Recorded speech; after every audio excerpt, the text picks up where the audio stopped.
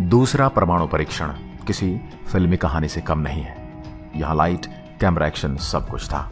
कुछ secret mission की शुरुआत होती है राजस्थान की पोखरण से, जहां भारत ने 1998 में 5 परमाणु परीक्षण को सफल बनाया।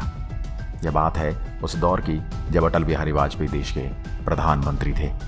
इस कदम के साथ दुनिया भर में भारत की चर्चा शुरू हो गई थी।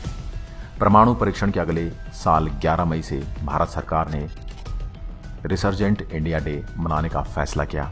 लेकिन क्या आप जानते कि अमेरिका के साथ साथ भारत के सभी दुश्मन देश चाहते थे कि यह परमाणु परीक्षण किसी भी कीमत पर न हो पाए। इसके लिए अमेरिका की खुफिया एजेंसी CIA भारत की हर एक हरकत पर नजर रख रही थी और उसने अरबों रुपए खर्च करके सिर्फ पोखरण पर नजर रखने के लिए 4 सैटेलाइट लगाए थे। इन सैटेलाइट की खासियत यह थी कि जमीन पर खड़े भारतीय सैनिकों की घड़ी का समय भी देख सकते थे, लेकिन भारत ने इन्हें भी मात दे दी, जिसके बाद CIA की इंटेलिजेंस पर सवाल उठने लगे। जैसलमेर में 110 किलोमीटर दूर पोखरण एक कस्बा है। परमाणु परीक्षण के लिए भारत ने इस जगह को इसलिए चुना था क्योंकि यहाँ से मानव बस्ती बहुत दूर थी। दुनिया की नज़रों से छिपकर यह काम करना इतना आसान नहीं था। लेकिन पाकिस्तान बलूचिस्तान की जगह पहाड़ियों के पास परमाणु परीक्षण करता है और भारत के इस पोखरण में छिपकर सीक्रेट मिशन को अंजाम देना आसान काम नहीं था। यहाँ उगी थोड़ी बहुत कंटीली झाड़ियाँ उनकी लंबाई बस कंधे तक थी।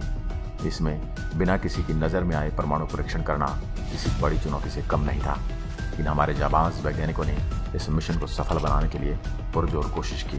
उन्होंने रेगिस्तान में बालू के बड़े बड़े कुएं खोदकर उसमें परमाणु बम रखे और फिर उनको बालू से ढककर का काम बखूबी किया।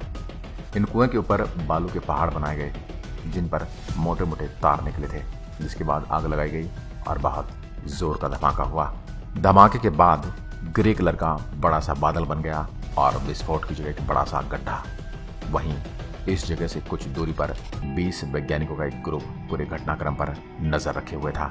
कहते हैं कि जैसे यह विस्फोट हुआ तो एक वैज्ञानिक ने हवा में मिट्टी उठाते हुए कहा कि catch us if you can, यानी अगर पकड़ सको तो हमें पकड़ो।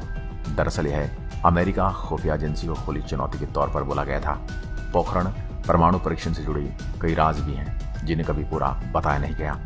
इस परमाणु परीक्षण को सफल बनाने के लिए इंडियन आर्मी की मदद ली और आर्मी की 58 इंजीनियरिंग रेजिमेंट इस मिशन का हिस्सा बने।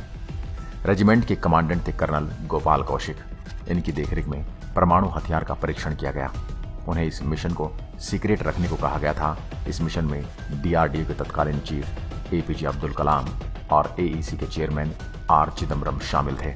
साथ ही इन दोनों संस्थाओं के 80 वैज्ञानिक भी जो परमाणु परीक्षण स्थल का जायजा लेने आते जाते थे और किसी को इस पर शक न हो इसलिए इन सभी को आर्मी की वर्दी में परमाणु परीक्षण स्थल पर ले जाया जाता था।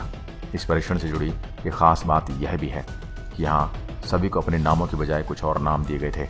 इस दौरान इन लोगों के इतने सारे उपनाम हो चुके थे कि एक वैज्ञानिक ने मजाक में कहा कि वैज्ञानिकों के लिए नाम याद करने के बजाय अपने फिजिक्स के कैलकुलेशन करना ज़्यादा आसान है। बताया जाता है कि जिस फील्ड में परीक्षण किया जाना था वहां दिन में स्पोर्ट्स एक्टिविटी आयोजित की जाती थी और उसमें सेना के जवानों के साथ वैज्ञानिक भी सैनिक वर्दी में हिस्सा लेते थे।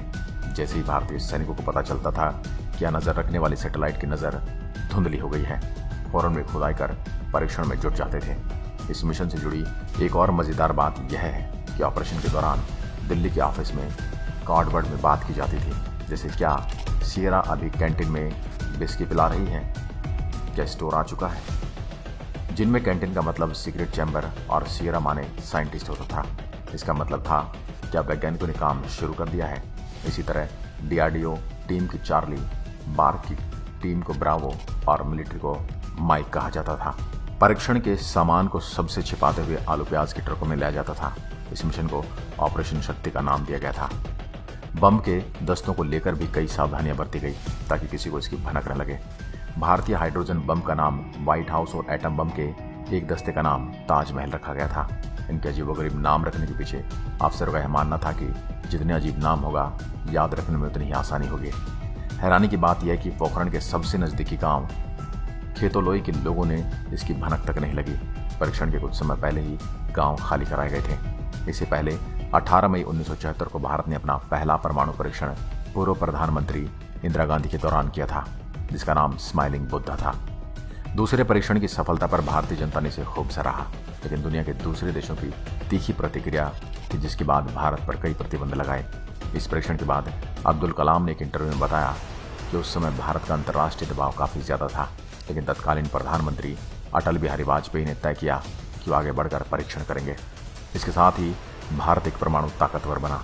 भारत के इस परमाणु परीक्षण की सफलता से दुनिया भर में भारत का डंका बजा और झंडा गर्व से लहरा रहा था और हर हिंदुस्तानी का सीना फख्र से ऊंचा हो रहा था। दोस्तों, आपको क्या लगता है कि अगर उस समय अटल बिहारी वाजपेयी के अलावा कोई और प्रधानमंत्री होता तो क्या इतना बड़ा डिसीजन ले सकता था? अपनी राय हमें कमेंट में ज़रूर बताएं। वीडियो अच्छा लगा हो तो लाइक कीजिए और ऐसी वीडियो देखने के लिए हमारे पेज को फॉलो ज़रूर करें। धन्यवाद।